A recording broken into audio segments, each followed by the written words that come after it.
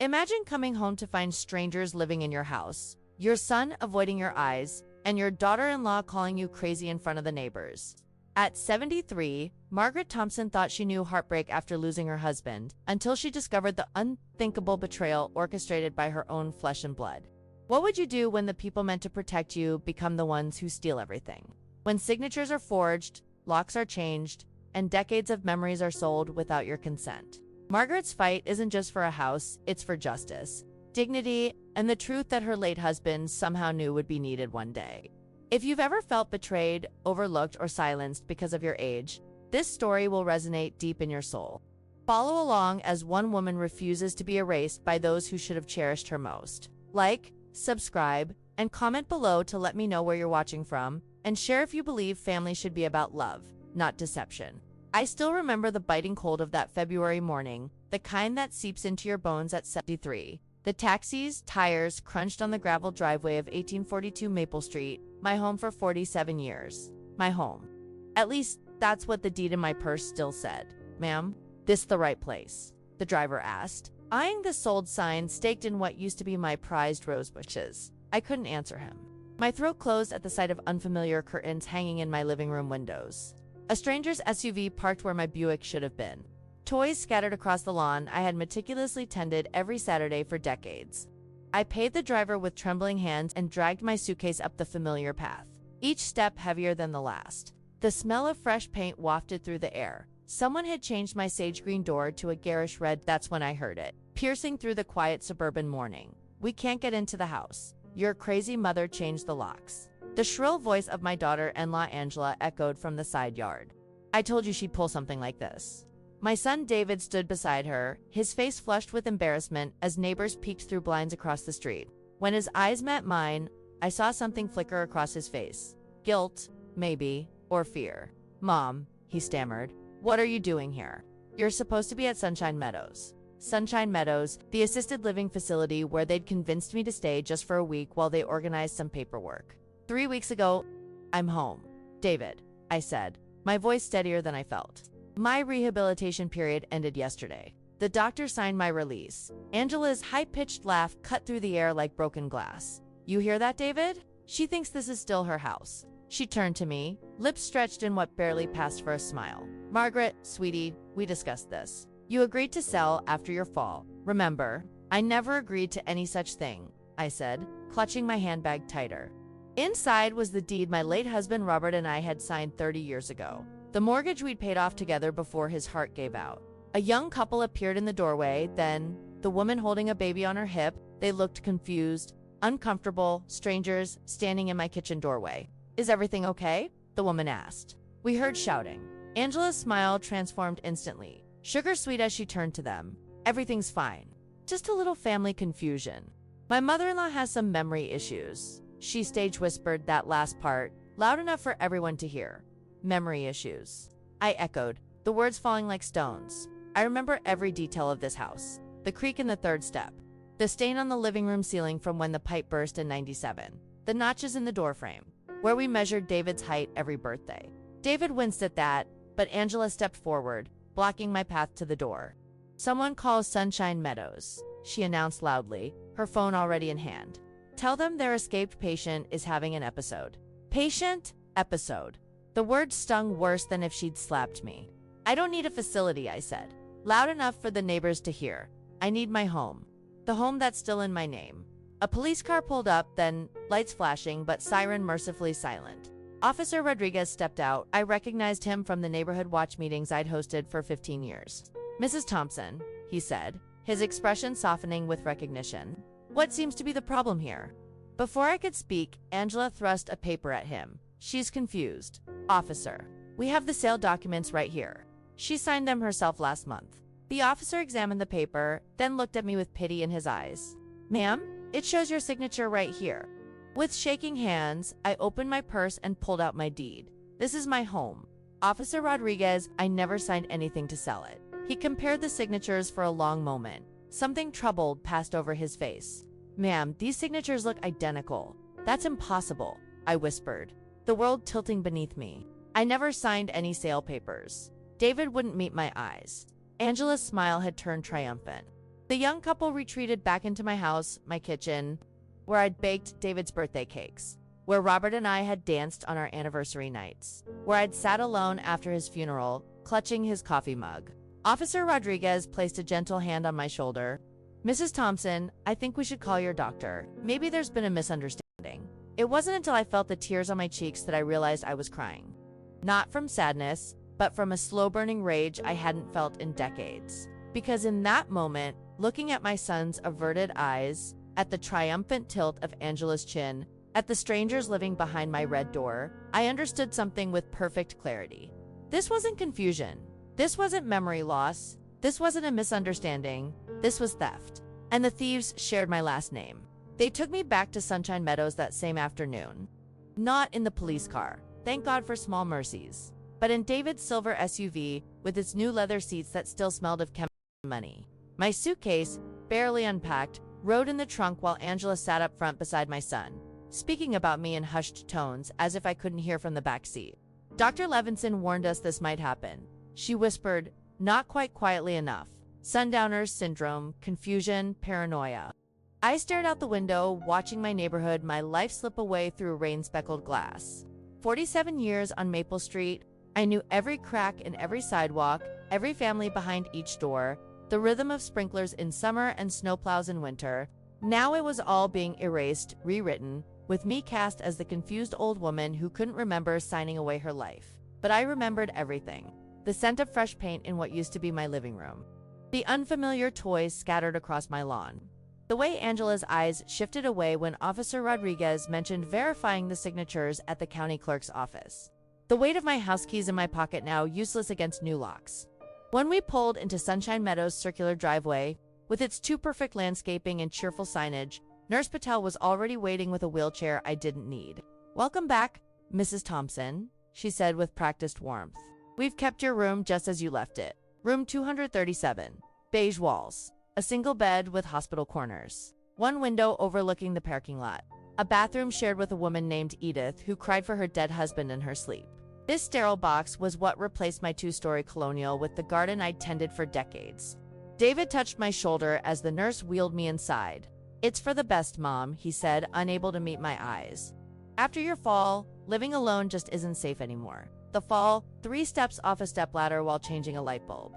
A sprained wrist and wounded pride. Nothing more. But they'd spun it into a narrative of incompetence. A reason to suggest temporary assisted living while they, what was it, they said, sorted out some options. Now, I understood what those options had been. Angela didn't even come inside. She waited in the car, probably already texting her friends about her troublesome mother-in-law. Dr. Kemper, the facility physician, visited me that evening, a clipboard in hand and sympathy carefully arranged on his face. He asked me questions designed to reveal confusion. "What day is it, Mrs. Thompson?" "Tuesday, February 11th, 2025. "Who is the current president?" "Harrison Mitchell." "Do you know where you are right now?" "In a place I don't belong." He scribbled notes, his mouth tightening. "Margaret, I understand today was upsetting, but the documentation shows you agreed to sell your home. Your son has power of attorney for your healthcare decisions. Fighting this will only cause everyone more distress." "I never signed those papers," I said quietly, "and I never granted David power of attorney." Dr. Kemper sighed, that particular sigh reserved for difficult patients. "We'll talk more when you're feeling calmer. I'm prescribing something to help you rest tonight." After he left, a nurse came with a small paper cup containing a white pill. I tucked it under my tongue and later spat it into the toilet. I needed my mind clear, not clouded by whatever sedative they thought would make me compliant. That night, unable to sleep on the thin mattress that remembered nothing of my body, I heard 2 night nurses talking in the hallway outside my partially open door. Their voices drifted in hushed, conspiratorial. The Thompson woman in 237 heard her son sold her house to pay off her medical debts, emptied her accounts to no. She seemed like such a nice lady. Always the quiet ones hiding the biggest problems. Gambling, they said. Thousands in credit card debt, such a shame. Seemed like a good woman. A good woman. I'd been called that at Robert's funeral 15 years ago. A good wife, a good mother, a good neighbor. I'd taught 5th grade for 32 years.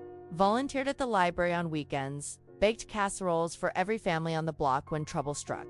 Now I was the subject of pitying whispers, a cautionary tale of elderly decline. I lay frozen, their words burning like acid on my skin. Gambling, debt. These weren't just lies, they were a calculated destruction of everything I'd built. My reputation, my dignity, my history. Which hurt more, the betrayal or the silence that followed it? The knowledge that my only child had stolen my home, or that he'd crafted a careful web of lies to make it seem justified. The next morning, I went through the motions of breakfast in the communal dining room. Tasteless oatmeal, watered-down coffee, the mindless routine of a place designed to warehouse the elderly until death came to collect them. I returned to my room and opened my suitcase, the one possession they'd let me keep. Inside were the few treasures I'd managed to grab before being exiled. Photo albums. My wedding ring too loose now for arthritic fingers. The antique silver hairbrush that had been my mother's, and my Bible, the worn leather one Robert had given me on our 10th anniversary, its pages soft from decades of turning. I hadn't been particularly religious since his passing, but the book brought comfort, a tangible connection to him. As I held it, something slipped from between its pages, a folded piece of stationery I didn't recognize. I opened it with trembling fingers to find Robert's distinctive handwriting. The slanted cursive that had signed thousands of love notes throughout our marriage.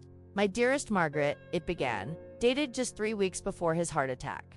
"If you're reading this, I'm gone, and something has made you doubt yourself or others. Remember that truth leaves evidence even when lies sound convincing. If they ever question your memory or your character, look in the safe behind the workbench in the garage. The combination is our anniversary. Everything you need is there. Trust yourself, Maggie, I always have. Forever yours, Robert."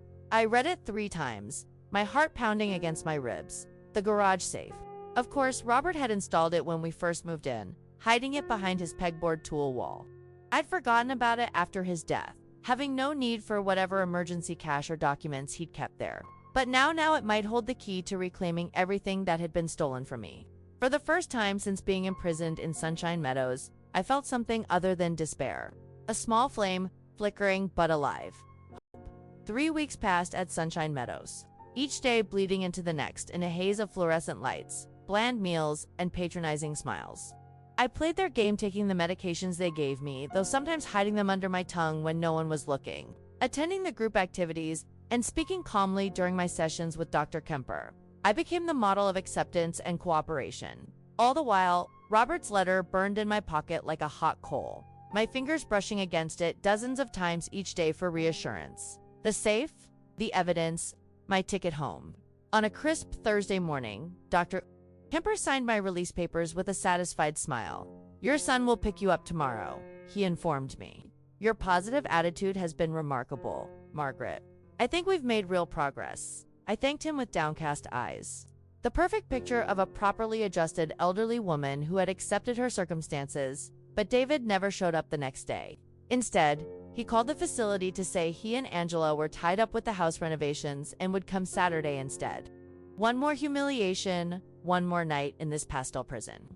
I called a taxi instead. "Ma'am, you can't leave without family escort," the front desk attendant protested, a young woman with kind eyes and rigid adherence to protocol. "Actually, I can," I replied, sliding my release papers across the counter. "I've been medically cleared. I'm not under court-ordered guardianship, and I'm still a citizen of the United States with freedom of movement." Those years teaching civics to 5th graders hadn't been for nothing. She hesitated, then called Dr. Kemper, who reluctantly confirmed I was free to go. "But where will you stay, Mrs. Thompson?" she asked, genuine concern in her voice. I smiled. "With an old friend." The old friend was Michael Callahan Wensey, freckle-faced 10-year-old who struggled with long division in my class 30 years ago, now a respected attorney specializing in elder law. I'd found his name in the local Bar Association directory during one of our computer skills sessions at Sunshine Meadows. My fingers had trembled as I typed an email from the facility's shared computer, explaining my situation in careful, factual terms. His response had come within hours. "Mrs. Thompson, I remember how you stayed after school for 2 months to help me with math. Let me return the favor. I'll be there tomorrow at 3 p.m. Michael's hair was silver at the temples now, but I recognized him immediately as he held the taxi door for me outside Sunshine Meadows. His eyes were the same, intelligent, kind, determined. "You look exactly as I remember," he said, helping with my small suitcase. "Liar," I laughed, touching my white hair self-consciously. "But thank you for the sentiment." He drove me to his office, first a modest suite in a professional building downtown. over coffee served in real mugs, not the plastic cups of the facility. I showed him the sale documents Officer Rodriguez had seen, the power of attorney I supposedly signed, and Robert's letter. Michael studied everything carefully, making notes, asking sharp questions. When he reached the letter, his expression changed. Mrs. Thompson, if what you're saying is true, and I believe it is, this is criminal fraud, elder abuse, theft by deception, forgery. His voice hardened. These aren't minor offenses. He's still my son, I said quietly, feeling that familiar tug of maternal protection even now. But I want my home back. And I want the truth. Night had fallen by the time we drove to Maple Street. Michael insisted on going after dark to avoid confrontation with the new owners, or, worse, David and Angela, who might be checking on the house. The neighborhood looked different at night, shadowy or stranger. Or perhaps it was my perspective that had changed, seeing it now as an outsider rather than a resident of nearly 5 decades. My house stood dark except for a porch light. The sold sign was gone, replaced by a cheerful welcome mat and potted plants I didn't recognize. The red door gleamed under the porch light, still jarring to my eyes, accustomed to sage green. The garage is around back, I whispered as we parked a few houses down. There's a side door with a keypad lock. Do you remember the code? Michael asked, helping me from the car. I almost laughed. Of course. It's the same one we've had since keypads were installed, Drobert's police badge number. Some things even David wouldn't think to change. We crept through the neighbor's yard, the Hendersons, who'd lived there for 20 years but were currently in Florida for their annual winter escape. The wet grass soaked through my thin shoes, the March air biting at my cheeks, but I barely noticed. Adrenaline propelled me forward, keeping pace with Michael despite my 73 years. The keypad beeped softly when I entered the code, 49271. The little light turned green, and the lock clicked. My heart pounded so loudly I was certain it would wake the new owners. Inside, the garage smelled the same motor oil, old wood, the faint mustiness of storage. They hadn't changed much here yet. Robert's workbench still stood against the far wall, though many of his tools were gone. The pegboard remained, now half empty, but still concealing what we sought. With trembling fingers, I moved aside the pegboard panel that swung on hidden hinges, another of Robert's clever security measures. Behind it, the safe looked smaller than I remembered, its metal face dusty from neglect. Our anniversary, I murmured, rotating the dial. July 15th, 1975. I translated it to numbers. July 15th, 75. The safe didn't open. Try different formats, Michael suggested. Month and day only, maybe. I tried 7 to 15. Nothing. Then 0715. Still nothing. Panic fluttered in my chest. Had I misremembered? Had Robert changed it?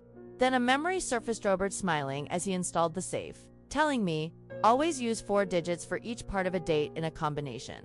Less chance of confusion. I tried again. 07151975. The lock clicked and the door swung open. Inside was a single manila envelope, yellowed with age. My hands shook so badly that Michael had to help me open it. We spilled the contents onto the workbench, a torn page from what looked like a contract, its edges jagged as if ripped from a binding, a photograph, slightly blurry, showing David and Angela smiling beside a man in a suta, real estate agent, judging by the company logo on his jacket, and a bank statement showing withdrawals from an account I didn't recognize. Thousands of dollars transferred to another account in Angela's name. I turned over the photograph. On the back, written in Robert's unmistakable hand, signatures can lie. Dates never do. Michael examined the contract page under his phone's flashlight. His face went pale. Mrs. Thompson, he said slowly, this is a draft of a living trust document dated 2 years ago. It shows your son trying to add himself as a beneficiary with immediate powers, but it's unsigned. He looked up at me. And the notary seal on your power of attorney, it's from Jefferson County. You've never lived in Jefferson County. I stared at the evidence, each piece fitting together like a terrible puzzle. My son, I whispered, the words catching in my throat. My own son forged my signature to steal my house. Michael gathered the documents carefully, sliding them back into the envelope. Not just your house, Mrs. Thompson, he said grimly, your entire life. The county clerk's office smelled of dust, paper, and desperation. The fluorescent lights buzzed overhead like trapped insects, casting a sickly glow on rows of beige filing cabinets, stretching back into the shadows of the records room. I clutched the manila envelope of evidence against my chest, its edges digging into my palms, as Michael guided me to the front desk. The morning rush had passed, leaving only a few stragglers completing forms at the high tables along the wall. A clock ticked loudly, marking each second with mechanical precision, reminding me that at 73 time was the one luxury I couldn't afford to waste. The clerk looked up as we approached a thin woman with tired eyes and prematurely graying hair, pulled back in a severe bun. Her nameplate read Patricia Wilson. "Good morning," Michael said, his voice professionally pleasant. "We need to verify some notarized signatures on these documents." He slid the fraudulent power of attorney and property transfer papers across the counter. Her fingers, adorned with a simple wedding band and chipped red nail polish, reached for the papers. I watched her eyes scan the documents, moving methodically across each line. When they reached the notary seal and signatures, something flickered across her face: recognition, then unmistakable discomfort. "Is there a problem?" Michael asked, his tone casual, but his eyes sharp. Patricia glanced up, then quickly away, her gaze darting to a framed photo of two young children on her desk. "Everything appears to be in order," she said, her voice thin and stretched.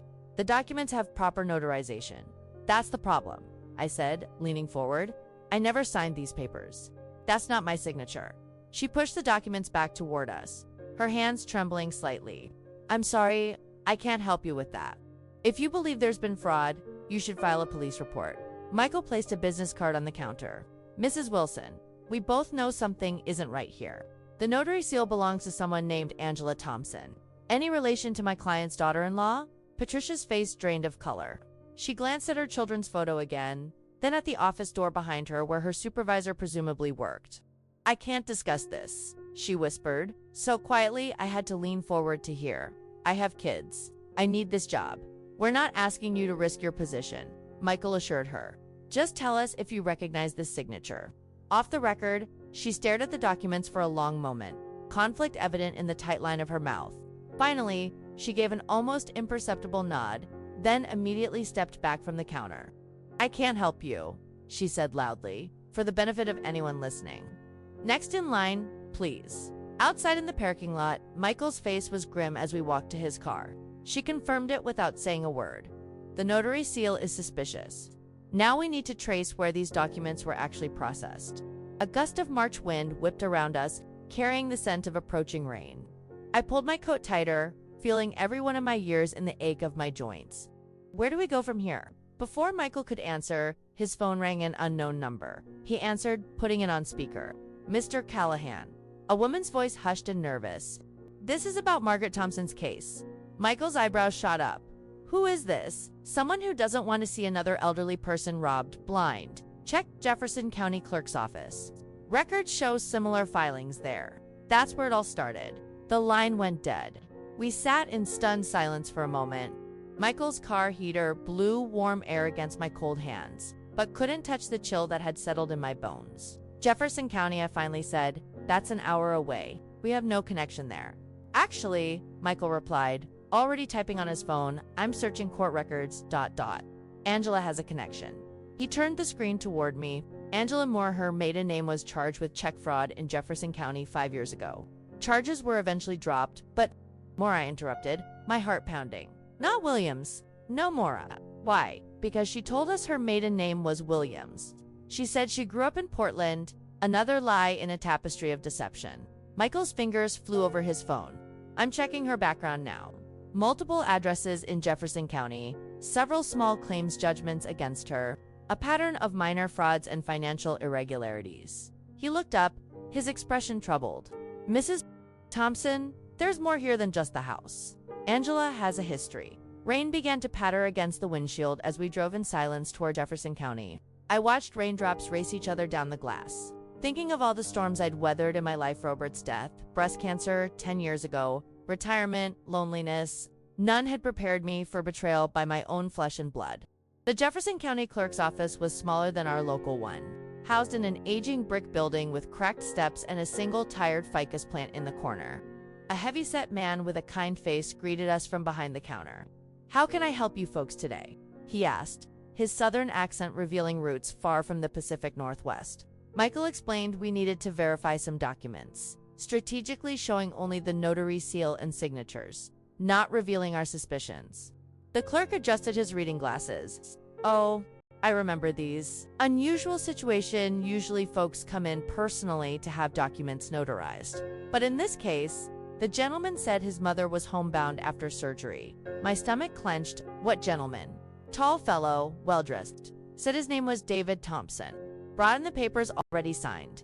Needed them notarized to help his mother transition to assisted living. He shook his head. Seemed like a caring son, handling her affairs while she recovered. Michael kept his voice neutral. Did you see the mother sign these documents? No, sir. That's why I remember it. Told him we couldn't notarize without witnessing the signature. He left, came back the next day with a notarized set, said he'd hired a mobile notary to visit his mother. He pointed to the seal. Not our office's work. Would you recognize this David if you saw him again? Michael asked. The clerk nodded. Sure would. Michael pulled out his phone, found a picture of David from his social media page, and showed it to the clerk. This man. The clerk squinted, then nodded firmly. That's him, all right. Hope everything's okay with his mama. It will be, I said, my voice steadier than I felt. Thank you for your help. Back in the car, the rain had intensified, drumming on the roof as Michael made notes on a legal pad.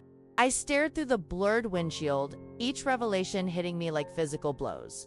My own son, I whispered, more to myself than to Michael. He looked these people in the eye and lied about me. Forged my signature, invented a story about me being bedridden. Mrs. Thompson, Michael said gently, we have enough to file a police report now. This is criminal fraud. I closed my eyes, feeling the weight of decades of motherhood pressing down on me. Birthdays, school plays, college graduation, David's wedding, all the sacrifices, all the love reduced to this moment in a rainy parking lot, contemplating reporting my only child to the police. Let's do one more thing first, I said, opening my eyes. I want to talk to him, face to face. Give him one chance to tell me the truth. Michael started to protest, but something in my face must have stopped him. He nodded slowly. Okay, but not alone. And we record everything. He squeezed my hand gently. Remember, Mrs. Thompson, whatever he's done, it's not your fault. You didn't fail as a mother. He failed as a son. The rain streamed down the windows like tears I refused to shed. Not yet. Not until I looked my son in the eye and asked him why he'd sold his integrity along with my house.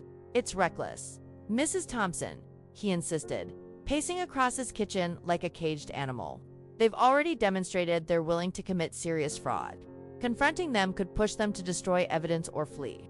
I sat at his dining table, hands wrapped around a mug of tea that had long gone cold. The afternoon light filtered through lace curtains, casting dappled shadows across the polished wood.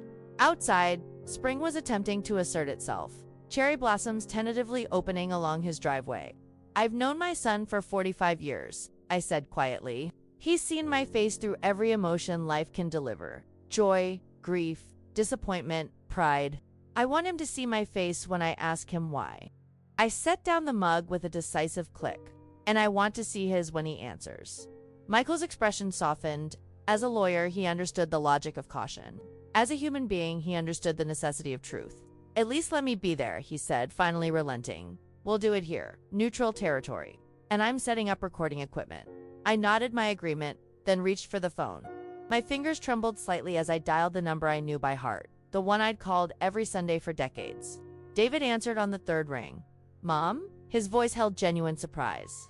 Are you still at Sunshine Meadows? They called yesterday when you left. I'm staying with a friend, I said, keeping my voice steady.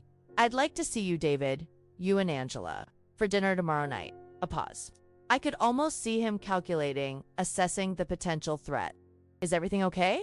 Kasha edged his words. No, I answered honestly, but I've made a decision about my future, and I'd like to discuss it with you both. Not entirely a lie.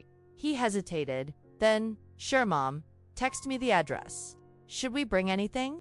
Just yourselves, I replied, feeling the weight of the confrontation to come. I'm making your favorite roast chicken with lemon and rosemary. Michael's kitchen became my battlefield headquarters the next day. He protested that I shouldn't have to cook, but I insisted. There was power in preparation, in seasoning a bird the way I had hundreds of times before, in peeling potatoes and snapping green beans with the precision of decades of family meals. Food was always my love language, I explained as I slid the chicken into the oven. Every Sunday dinner, every birthday cake, every packed lunch, they were ways of saying I care about you without the words. Michael watched me work, occasionally helping, but mostly listening as I talked about David's childhood, the science fair projects, the baseball games, the college applications, stories of a boy I thought I knew, a man I clearly didn't. What changed him? I wondered aloud, more to myself than to Michael. When did money become worth more than integrity? At precisely 6 o'clock, the doorbell rang. Michael squeezed my shoulder reassuringly before going to answer it. I smoothed my apron, checked my reflection in the toaster-and old woman's face, looked back, lined but resolute. David entered first, a bottle of wine in hand, his expression guarded. Angela followed, her eyes darting around the unfamiliar house, calculating its worth perhaps. She'd always had expensive taste from the day David first brought her home for Christmas 7 years ago. "Mom," David said, leaning down to kiss my cheek. "You look well." His eyes questioned my presence in this strange kitchen, with this man he didn't know. "This is Michael Callahan," I said, "an old student of mine, now an attorney. He's been kind enough to offer me a place to stay." Angela's smile froze. "An attorney?" "Yes," Michael replied pleasantly. "Your mother-in-law taught me 5th grade mathematics. I owe my entire legal career to her patience with long division." We moved to the dining table, set with Michael's best china and silver candlesticks that caught the fading daylight. The meal progressed with excruciating politeness, compliments on the chicken, questions about Michael's practice, careful avoidance of anything substantive. I watched David eat the food I'd prepared with the same enjoyment he'd shown as a child, seemingly oblivious to the sword hanging over his head. Angela barely touched her plate, her fork pushing food into artistic arrangements. When Michael cleared the dinner plates, I reached into a folder beside my chair and removed the documents we'd gathered. I placed them in the center of the table, beside a crystal bowl of spring flowers. "I went to see our house, David," I said, my voice quiet but firm. "And then I went to the county clerk's office." The color drained from his face. Angela's hand froze around her wine glass. "Mom, I can explain." "Please do," I interrupted, sliding the falsified power of attorney toward him. "Explain how my signature appeared on documents I never saw. Explain why a notary in Jefferson County certified signatures I never made." David's eyes darted to Angela, who sat rigid, her scarlet fingernails now tapping rapidly against the tablecloth. "We were trying to help you," he began, his voice taking on the same tone he'd used to explain broken windows or failed exams decades ago. "After your fall, we realized you shouldn't be living alone. The medical bills were piling up, and the house was too much for you to manage. The fall was a sprained wrist, David," I cut in, "and my house was paid off 30 years ago. There were no medical bills that my insurance didn't cover." Angela spoke then, her voice brittle. "You're confused again. We discussed all this. You agreed to sell and move into assisted living. You signed the paperwork yourself." I removed Robert's letter from the envelope, placing it beside the falsified contract. "Your father wrote this to me before he died, David. He always suspected something wasn't right with your finances. He told me where to find evidence if I ever needed it." David stared at his father's handwriting, recognition and dread washing over his face. "The date, David," I said softly. "Look at the date on the sales contract you claimed I signed." He didn't need to look, he already knew. "March 17th, I continued, 2 days after your father's funeral. While I was sedated with grief medications, did you think I wouldn't notice eventually? That I'd just accept being discarded into Sunshine Meadows while you sold my life out from under me?" Angela stood abruptly, knocking over her water glass. "This is ridiculous. You're a crazy old woman. We have the legal papers. The house is ours." I remained seated, my voice calm. "Forgery is a felony, Angela. So is elder abuse. So is fraud. You can't prove anything," she hissed. But fear had replaced the confidence in her eyes. "Jefferson County remembers you, Angela Moore," Michael said quietly from the doorway. "As do several creditors and the 3 previous landlords you defrauded." David's head dropped into his hands. When he looked up, tears streamed down his face, the same face that had once looked at me with absolute trust. The same eyes that had sparkled when he opened Christmas presents or mastered riding a bicycle. "I'm sorry, Mom," he whispered. "It was never supposed to be like this. We just needed the money. Angela's business was failing. My job wasn't enough. And then when you had that fall, ... you saw an opportunity. I finished for him." The realization sliced through me, sharper than any knife. "Your father once told me you would know the value of a home. He was wrong. You only saw the value of a house." The silence stretched between us, 30 inches of mahogany table and 45 years of motherhood reduced to this moment of terrible clarity. Angela grabbed her purse. "I'm not staying for this. Either you're coming, David, or you're choosing her." He looked between us, trapped between the woman who gave him life and the woman who had apparently convinced him to steal mine. When they left together, the front door closing with a decisive click, I sat motionless at the table, surrounded by the evidence of betrayal and the lingering smell of a meal prepared with love for a son who no longer deserved it. "Are you all right?" Michael asked gently, returning to clear the abandoned dessert plates. I looked up at him, feeling strangely calm in the aftermath. "You know what hurts the most, Michael? Not the theft. Not even the lies. It's that he couldn't even look me in the eye when he finally told the truth." Outside, their car engine started, then faded down the street. Inside, I folded Robert's letter carefully along its creases and returned it to my pocket, close to my heart where his words had always belonged. The Lakeside County Courthouse stood imposingly against the April sky, its red brick and white columns a testament to small-town American justice. As Michael helped me up the wide stone steps, I felt eyes following our progress, curious, pitying, judgmental. News travels fast in communities like ours. Mrs. Thompson, a reporter from the local paper, stepped into our path, notepad in hand. "Can you comment on the allegations against your son?" Michael smoothly intervened. "No statements at this time. Please respect my client's privacy." But privacy had become a quaint concept.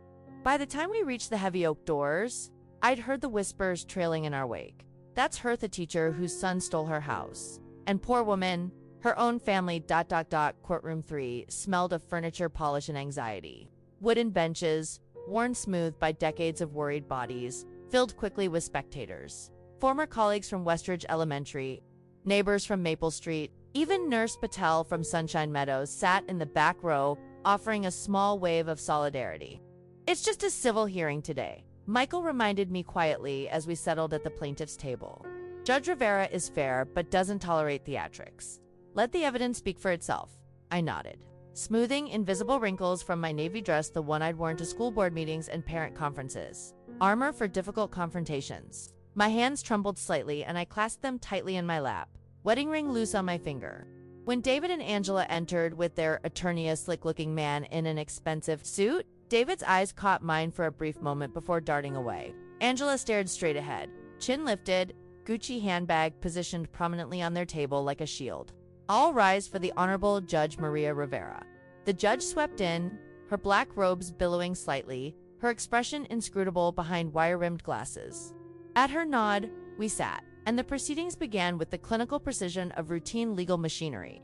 Michael presented our case methodically, his voice steady as he outlined the fraud perpetrated against a respected teacher, widow, and pillar of our community. He placed the evidence on the exhibit table, one damning piece at a time. The forged power of attorney, the falsified deed transfer, the Jefferson County records, Robert's letter, the bank statements showing money funneled to accounts in Angela's name. "Your Honor," he concluded, "this is not merely a property dispute. This is a calculated scheme to defraud an elderly woman of her primary asset and financial security." The documentation clearly shows signatures notarized without Mrs. Thompson's presence, dates that coincide with her late husband's funeral when she was medically sedated, and a pattern of deliberate deception. The defense attorney rose, all confidence and dismissive gestures. "Your Honor, this is an unfortunate family misunderstanding. Mrs. Thompson agreed to the sale, but has subsequently developed memory issues common at her age. My clients were acting in her best interest, ensuring she had appropriate care after a concerning fall." I felt heat rise in my cheeks at the familiar refrain: memory issues, confusion, best interests, the patronizing language of elder erasure. Judge Rivera studied both sides over her glasses. "I'd like to hear from the parties directly. Mrs. Thompson, would you please tell the court, in your own words, what happened?" Standing took more effort than it should have, my knees protesting after hours on the hard bench. But I straightened to my full 5'3", the posture of a woman who had commanded classrooms for 3 decades. "I never signed those documents, Your Honor. I never agreed to sell my home or move permanently to assisted living. After my husband died, I maintained our house and my independence for 15 years. My voice grew stronger with each word. The signatures on those papers are forgeries, created while I was temporarily in Sunshine Meadows recovering from a minor. Fall stay my son and daughter-in-law arranged under false pretenses." Judge Rivera nodded. "Mr. Thompson, your response." David stood, shoulders hunched beneath his navy blazer. He looked older somehow, the lines around his eyes deeper than I remembered. "We thought we were helping," he began weakly. Mom seemed overwhelmed after her fall. The house needed repairs. We worried about her safety. And the signatures. Judge Rivera pressed. He glanced at Angela, who stared straight ahead, jaw tight. It was supposed to be temporary. Just until we sorted things out. Did you forge your mother's signature on legal documents, Mr. Thompson? The courtroom fell silent. I could hear the ancient wall clock ticking, marking each excruciating moment of my son's moral collapse. Yes, he finally whispered. Angela said it would be easier this way. That Mom would understand eventually, that we could use the money to pay off our debts and still have enough to keep her comfortable at Sunshine Meadows. His voice cracked. I just wanted to save my marriage. Angela's head snapped toward him, eyes blazing with betrayal. Their attorney quickly requested a brief recess, which Judge Rivera granted. When proceedings resumed 15 minutes later, the defense table held only David and their attorney. Angela's chair sat conspicuously empty. Mr. Harrison, Judge Rivera addressed their lawyer. Where is your other client? She's indisposed. Your Honor, family emergency. A murmur ran through the courtroom. Judge Rivera's expression darkened. I see. Well, let's continue. I'd like to examine the notary seals on these documents. The court clerk approached with the evidence, and Judge Rivera studied it carefully. This seal, she said, pointing to the power of attorney, bears the name of Elaine Becker, Notary Public, Ms. Becker was a notary in Jefferson County, correct? Yes, Your Honor, Michael confirmed. And you're aware, Mr. Harrison, that Elaine Becker died in 2020, making it impossible for her to have notarized any document in 2025. The defense attorney paled visibly. David stared at his hands. Judge Rivera removed her glasses, rubbing the bridge of her nose as if physically pained by the evidence before her. I've seen enough. The documents presented are clearly fraudulent. The property transfer is hereby nullified, and the deed to 1842 Maple Street is returned to Margaret Thompson, effective immediately. She turned her gaze to David. Mr. Thompson, I strongly suggest you consult with your attorney about potential criminal charges. This court takes elder abuse and fraud very seriously. Your voluntary admission today will be noted, but this matter may be referred to the district attorney.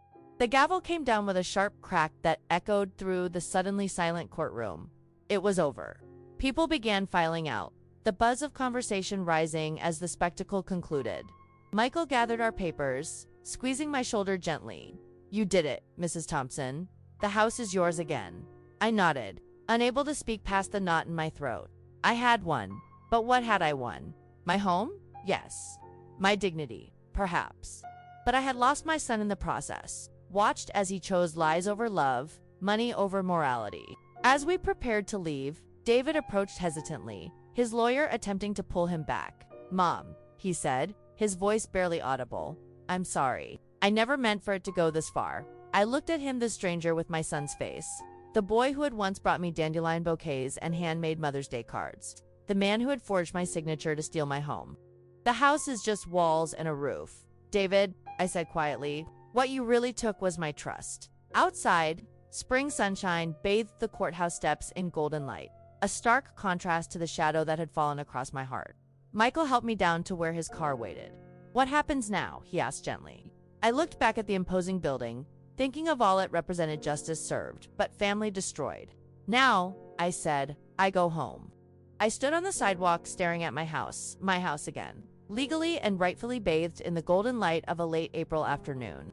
The young couple who had unwittingly purchased it from David and Angela had moved out quickly after the court ruling, leaving behind the faint scent of their unfamiliar lives and the red door I still couldn't get used to.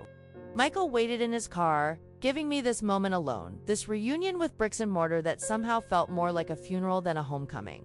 The weight of keys in my hand anchored me to reality. The same keyring I'd carried for decades. The brass house key worn smooth from thousands of turns. The small silver one for the garden shed.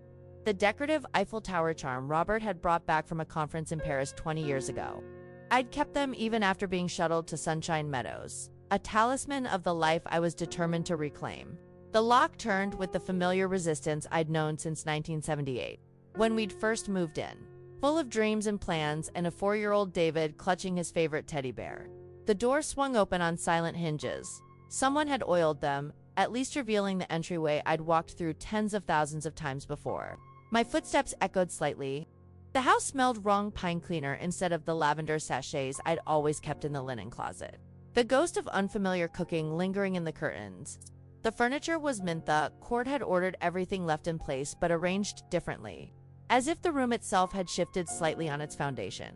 I moved through the living room slowly, trailing my fingers along the back of Robert's armchair, the one I could never bring myself to reupholster, even as the burgundy fabric wore thin at the armrests where his hands had rested. The bookshelves held the same volumes, but reorganized alphabetized now, rather than my system of grouping by subject and then by how much Robert and I had enjoyed each book. The kitchen light switch was in the same place, but the light it illuminated was different, brighter, colder. They'd replaced my soft yellow bulbs with harsh LEDs that showed every crack in the vintage tile I'd loved for its imperfections. The refrigerator hummed in a slightly higher pitch than I remembered. I opened drawers, finding my utensils neatly organized by someone else's logic. The cookie jar the ceramic lighthouse Robert had brought back from Maine still stood on the counter, but held nothing but stale air. Climbing the stairs took more effort than I recalled, each step a small mountain to my 73-year-old knees. The upstairs hallway stretched before me, family photographs still hanging on the walls, David's graduation, our last Christmas with Robert, my parents' 50th anniversary. The frames were dusty. Whoever had lived here briefly hadn't cared about these frozen moments of a stranger's history. David's old room, converted to my sewing room after he left for college, had been transformed again, this time into a home office with a sleek desk and ergonomic chair I didn't recognize. My sewing machine was nowhere to be seen. Our bedroom, my bedroom since Robert died, seemed smaller somehow.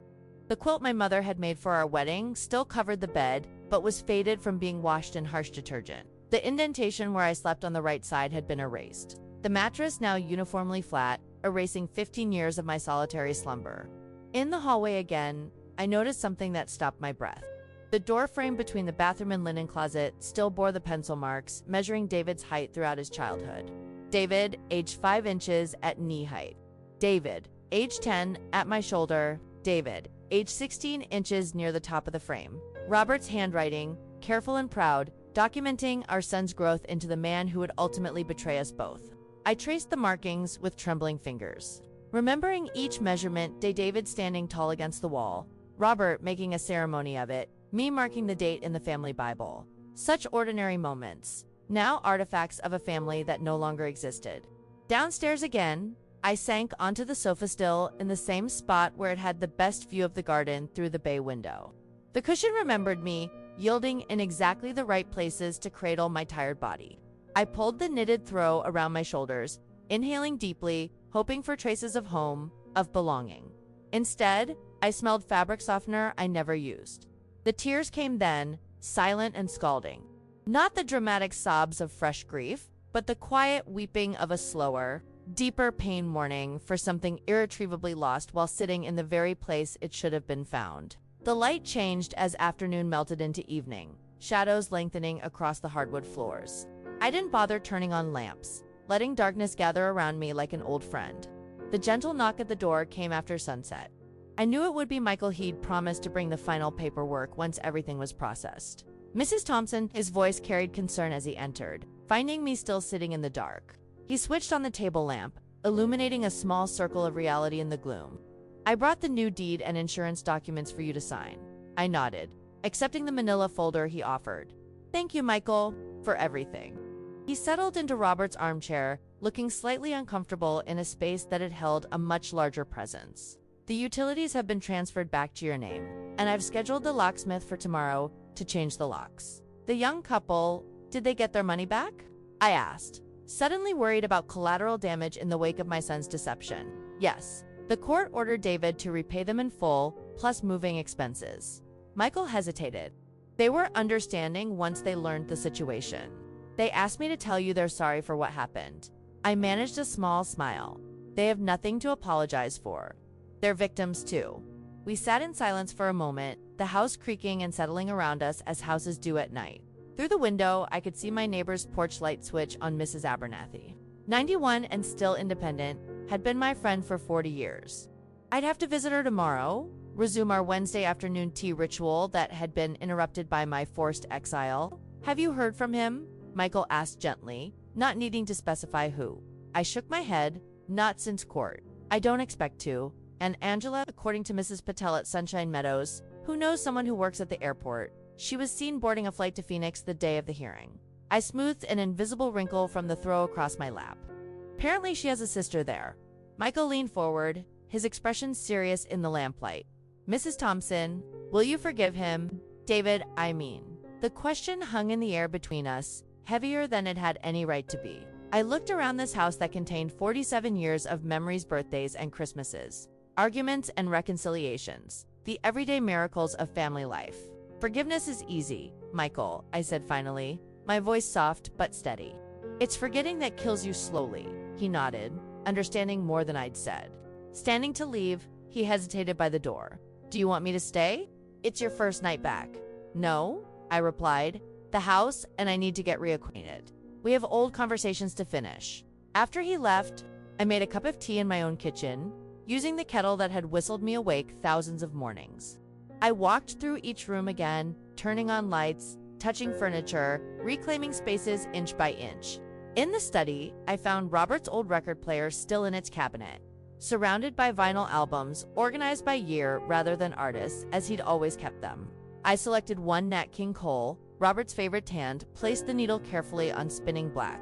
As music filled the house, I stood in the center of the living room, letting memories wash over me like waves, some gentle, some threatening to pull me under. This house had witnessed my greatest joys and deepest sorrows. It had sheltered me through storms both literal and figurative. The walls still held echoes of David's childhood laughter, of Robert's deep voice calling from the garden, of family dinners and quiet evenings. But they also now contained something new, the knowledge of betrayal, the understanding that homes, like hearts, can be broken into. I sank back onto the sofa as Nat sang about unforgettable love and thought about keys, not just the metal ones that unlocked doors, but the invisible ones that opened or closed human hearts. I wondered which ones I had failed to give my son, that he could so easily discard everything I thought we'd built together.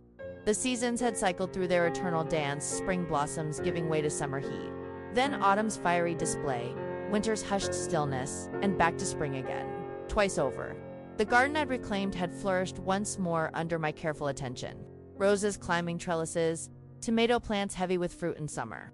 I'd repainted the front door sage green again, restored order to my kitchen cupboards, and re-established all the small rituals that transform a house back into a home. My 75th birthday had come and gone with a small celebration tea and cake with Mrs. Abernathy, Michael and his wife, and a few former colleagues from Westridge Elementary. Life had developed new patterns, different from before but comfortable in their own way.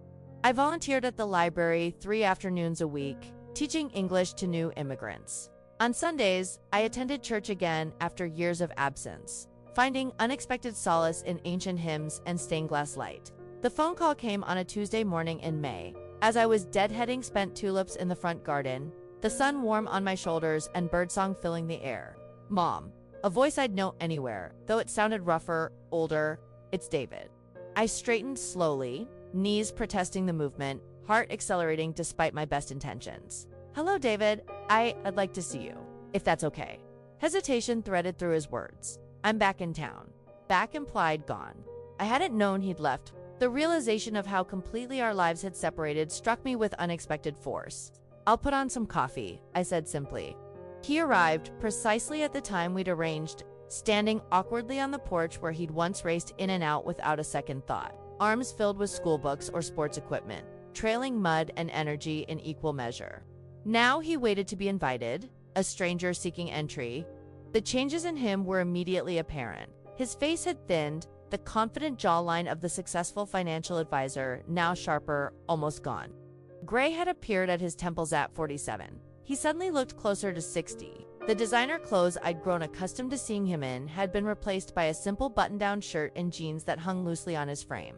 You've lost weight, I observed, ushering him inside. About 30 pounds. He attempted a smile that didn't quite reach his eyes. Turns out, stress is an effective diet plan. The living room felt suddenly smaller with him in it, the space between us charged with unspoken history. He sat perched on the edge of the sofa as if ready for flight, clutching a bouquet of mixed flowers and a white envelope. These are for you, he said, extending them like a peace offering. I accepted both, noting the lilies and iris, my favorites mixed with wildflowers whose names I didn't know. I placed the flowers in a vase, giving myself a moment to steady my hands, then settled into my usual spot, envelope unopened on my lap. Angela left, he said abruptly, eyes fixed on the coffee table between us. Right after the hearing, cleaned out what was left in our accounts and disappeared to Arizona.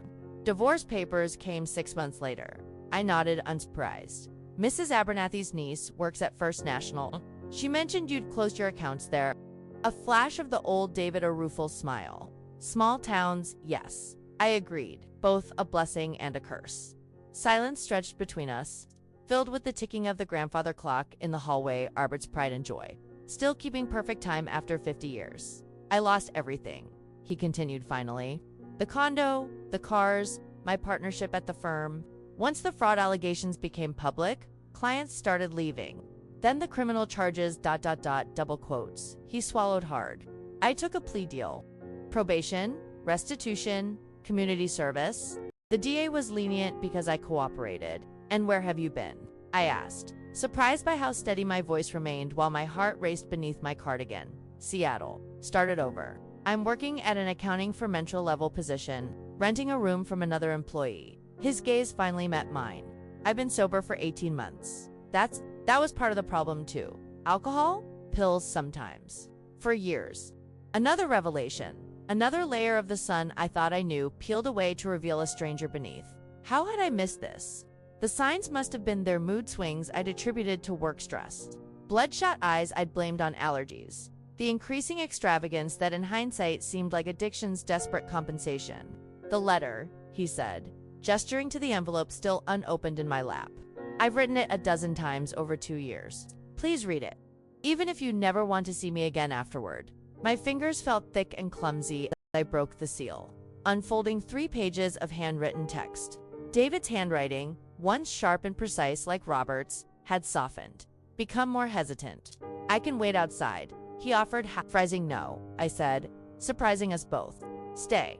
I read slowly, absorbing each painful confession, each memory revisited through the lens of adult regret. He wrote of childhood happiness in this house, of Robert's patient guidance, of my unwavering support, of the gradual slide into materialism after meeting Angela, the mounting debts, the drinking to numb the stress, the desperate scheme that seemed like the only way out. I sold your house, he'd written, but I sold my soul first, piece by piece. Long before that. The final paragraph blurred through tears I refused to let fall. I don't deserve your forgiveness, Mom, but I need it like air. Not to ease my conscience, but because these 2 years have taught me that nothing, no possession, no status, no relationship matters more than the foundation you and Dad built. I destroyed it. I can never rebuild it. But I needed you to know that I understand now what I threw away. I folded the letter carefully along its creases, returning it to its envelope. Outside, the wind had picked up, sending cherry blossoms swirling across the lawn in miniature pink tornadoes. Inside, the grandfather clock chimed the half-hour, its resonant tone filling the silence between us. Why now? I asked finally. After 2 years, David's hands twisted together, knuckles white. My therapist said I shouldn't contact you until I had something to offer besides apologies. Not money or things, but ... he struggled to find the words. Until I was someone who deserved to be your son again. I studied him, this broken, humbled man who carried my eyes and Robert's chin, who had once been the center of my world and then its greatest disappointment. And are you? I asked softly. That person? No, he answered honestly. But I'm trying to be. I rose then, moving to the small secretary desk in the corner where I kept important papers. From the top drawer, I removed a velvet pouch, its contents jangling softly as I returned to him. Your father made these for you, I said, placing the pouch in his palm. Before you went to college, a copy of every key to this house. He said home should never be locked against you. David stared at the keys, tears spilling unchecked down his hollow cheeks. Mom, I can't take them, I interrupted gently. Not because you deserve them, but because one day you might. What gets locked with lies can only be opened with truth. He clutched the keys against his chest, shoulders shaking with silent sobs. I reached across the coffee table, resting my hand on his, the first physical contact between us in 2 years. His skin felt different, rougher, but the shape of his hand was still the same one I'd held, crossing streets, bandaging scraped knees, walking down the aisle at his wedding. I have a studio apartment now, he said when he could speak again. But maybe ... Sunday dinners. Sometimes. I agreed. We'll start there. After he left walking this time, not driving some luxury car, I stood at the living room window watching his figure recede down Maple Street. The prodigal son, returned but not restored, forgiven but not forgotten. The road back would be long for both of us. The afternoon breeze stirred the curtains, carrying the scent of lavender from the garden. For the first time in 2 years, the house felt different, lighter somehow, as if it had been holding its breath and could finally exhale. And as I moved through rooms filled with 60 years of memories, some beautiful, some painful, all many, I realized I was breathing easier too. Not healed. Not yet. But finally, tentatively, alive again. Margaret's journey reminds us that the deepest wounds often come from those closest to us, but also that healing begins with the courage to face truth, no matter how painful. What would you do if forced to choose between justice and family? Between forgiveness and self-protection? These aren't just questions in a story. They're the crossroads many of us will face in our own lives. The keys we hold aren't just to our homes, but to our hearts. Sometimes the bravest thing we can do is keep our doors open, even after they've been violated. Not because the past didn't happen, but because we refuse to let it determine our future. As Margaret discovered, forgiveness doesn't erase betrayal, it simply prevents that betrayal from defining us forever. If this story touched your heart or made you think about the relationships in your own life, please like this video and subscribe to our channel for more stories that explore the complicated beauty of being human. Share with someone who needs to be reminded that age doesn't diminish dignity and that it's never too late to reclaim what's rightfully yours. Thank you for listening.